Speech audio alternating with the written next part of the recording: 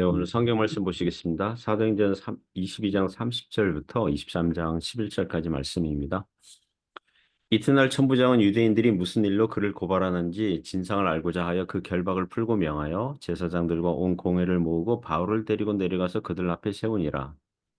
바울이 공회를 주목하여 이르되 여러분 형제들아 오늘날까지 나는 범사의 양심을 따라 하나님을 섬겼노라 하거늘 대제사장 아나니아가 바울 곁에 서 있는 사람들에게 그 입을 치라 명하니 바울이 이르되 회칠한 담이여 하나님이 너를 치시리로다 네가 나를 율법대로 심판한다고 앉아서 율법을 어기고 나를 치라 하느냐 하니 곁에 선 사람들이 말하되 하나님의 대제사장을 네가 욕하느냐 바울이 이르되 형제들아 나는 그가 대제사장인 줄 알지 못하였노라 기록하였으되 너희 백성의 관리를 비방하지 말라 하였느니라 하더라. 바울이 그중 일부는 사두개인이요 다른 일부는 바리새인인 줄 알고 공회에서 외쳐 이르되 여러분 형제들아 나는 바리새인이요 또 바리새인의 아들이라 죽은 자의 소망 곧 부활로 말미암아 내가 심판을 받노라. 그 말을 한즉 바리새인과 사두개인 사이에 다툼이 생겨 무리가 나누어지니 이는 사두개인은 부활도 없고 천사도 없고 영도 없다 하고 바리새인은 다 있다 함이라.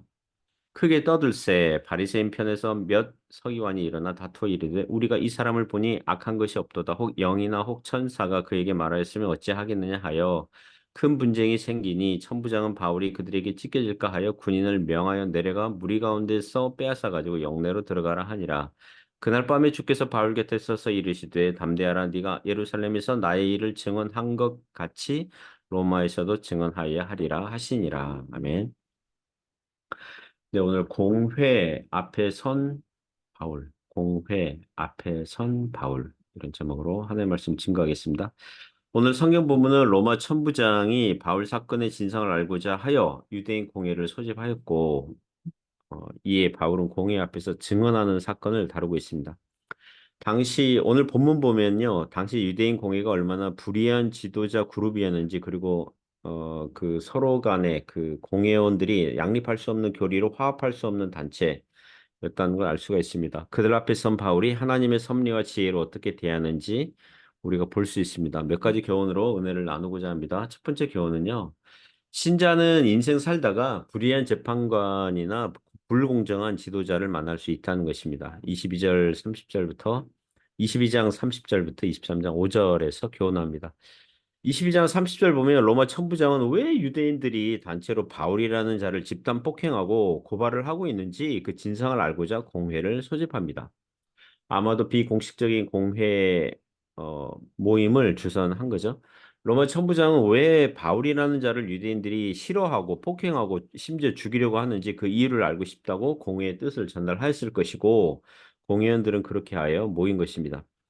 23장 1절에 공회원들에게 바울은 말합니다. 여러분 형제들아 오늘까지 나는 범사의 양심을 따라 하나님을 섬겼노라라고 합니다. 이 말은 대강은 사실이죠. 바울이 예수님을 믿기 전에도 하나님을 섬기는 방법인 줄 알고 나사렛 예수파를 핍박하는 것이 하나님을 섬기는 방법인 줄 알고 양심을 따라 행했습니다. 그렇게 열심히 행했어요. 빌립보서 3장 6절 보면 율법의 의로는 흠이 없다고 말할 정도였습니다. 하지만 회심하기 전에 양심은 어때요? 영적인 분별력을 상실한 양심이죠. 복음 진리를 모르고 양심을 따라 하나님을 섬기면 회심하기 전에 바울처럼 스데반을 죽이는데 앞장서고 신자들을 감옥에 집어넣는 일을 하게 되어 있다는 것입니다. 그러다가 주님을 만났고 180도 바뀌어서 역시 양심을 따라 하나님을 오늘까지 섬겨왔던 것입니다. 그러자 2절에 보면 대제사장 아나니아가 바울 곁에 서 있는 사람들에게 그 입을 치라고 명합니다.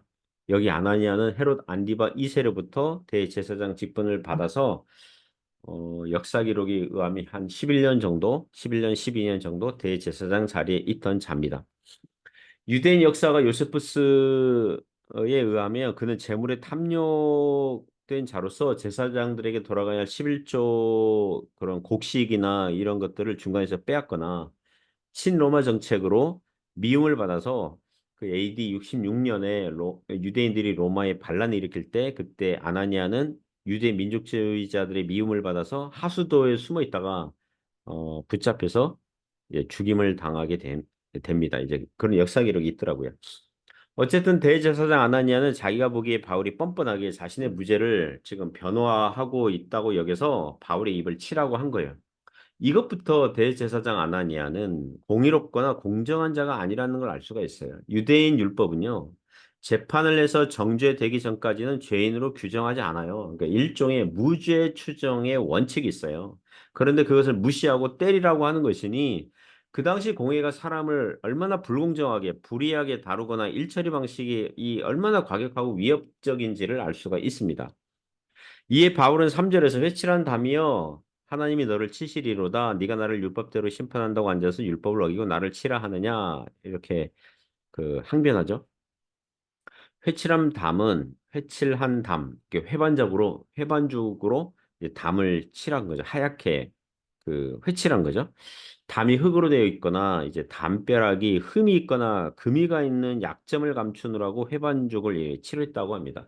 겉은 멀쩡한데 그 속은 문제가 있는 거죠. 속은 그렇지 않다는 그 운유적인 표현이에요. 율법대로 심판하는 자리에 앉아 있으면서 공회원들은 그 유대인 자치 사법권을 갖고 있거든요.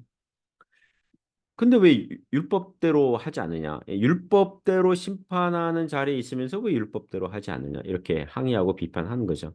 이것을 보면 바울도 한 손가락 하고 있는 거죠. 특히나 공회원이라면 율법대로 공정하게 재판해야 되는 사람들인데 율법을 존중하지 않고 있으니 나름 율법 전문가인 바울이 보기에 굉장히 불리한 말이니까 비판한 것입니다. 그러자 사절에 곁에 선 사람들이 말하기를 하나님의 대제사장 아나니아가 하나님의 대제사장인데 네가 욕하느냐 이렇게 알려줘요.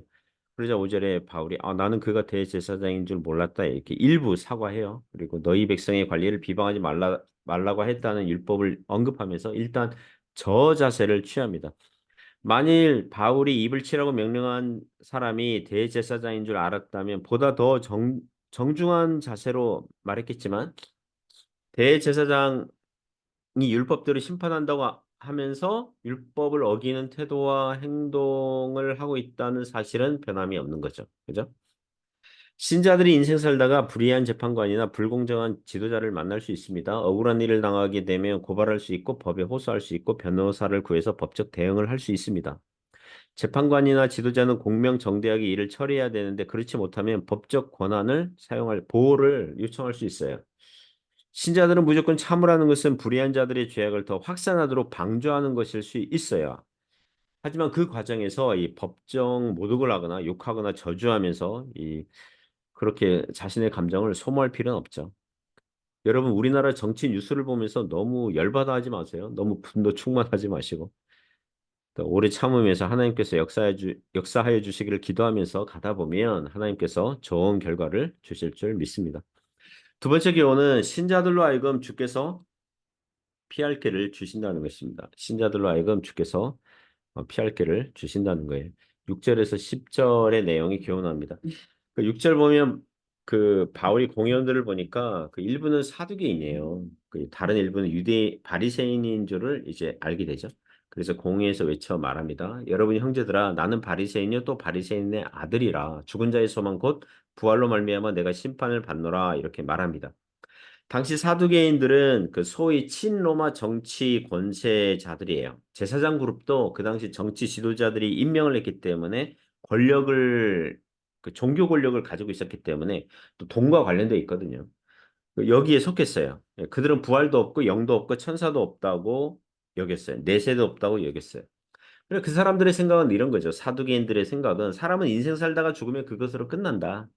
그러니까 지금 이 세상에 집중해서 이 세상에서 잘 사는 것밖에 없다. 이제 그게 그들의 그, 그 사상이고 생각이고 철학이었어요. 그러나 바리새인들은 부활도 있고 영도 있고 천사도 있고 내세도 있다고 여겼어요. 그러니까 이 둘은 서로 간에 평소에는 그 정서적으로 원수지간이에요. 그리고 여기서 바울이 자기는 바리새인이고 바리새인의 아들이라고 했는데 어떤 성경학자들은 비판합니다. 바울이 자기는 그리스도인이고 사도라고 해야 되는데 왜 바리새인이라고 하냐? 이렇게 지금 궁여지책으로 빠져나가려고 한 거 아니냐? 이렇게 비판해요. 그렇게 볼 수 있죠. 하지만 그 어느 정도 사실이거든요. 바울이 회심하기 전에 바리새파 교육을 받았고 그 사상과 이념에 충실한 제자였기 때문에 바리새인의 아들이라고 할 수 있어요. 그리고 바리새인들은 죽은 자의 소망, 곧 부활을 믿고 있었기 때문에 사도 바울이 부활하신 예수님을 믿고 변화된 거거든요. 즉 바리새인들이 사두개파 사람들보다는 예수님을 믿을 가능성과 기회가 더 넓었고 좋아 보였다는 것이에요. 복음서에도 보면 예수님께서 율법을 설명하신 내용을 듣고 어느 바리새파 서기관 하나가 예수님 맞습니다. 예수님 말씀이 맞습니다. 이렇게 하니까 예수님께서 그 서기관에게 바리새인 서기관에게 하나님의 나라가 너와 멀지 않다. 이렇게 말씀하신 적이 있어요. 마가복음 12장 34절을 보면 그러나 사두개파 사람들이 예수님 믿으려면 그들이 믿는 교리, 전통, 그들의 이 권세 이거 다 버려야 되거든요.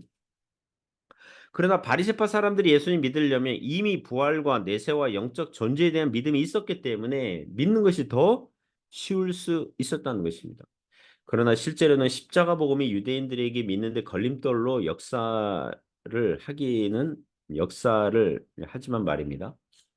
바울의 솔직한 심정은 공회원들 중에서 바리새인들이라도 자기처럼 예수님을 메시아로 믿기를 바라는 심정으로 이러한 말을 하였을 것입니다.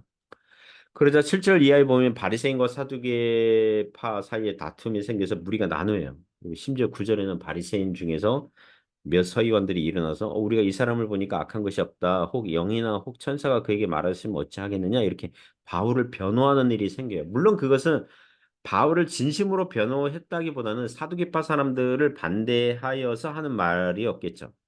공회는 큰 분쟁이 일어났고 공회가 이렇게 난장판이 되는 것을 바울이 의도하지는 않았겠지만, 그죠? 그게 확실하진 않지만 더 이상 바울의 말을 들을 수 없는 분위기가 되었고 로마 천부장은 바울이 그들에게 찢겨질까 하여 군인을 명하여 바울을 안전한 영내로 들어가는 조치를 하게 됩니다.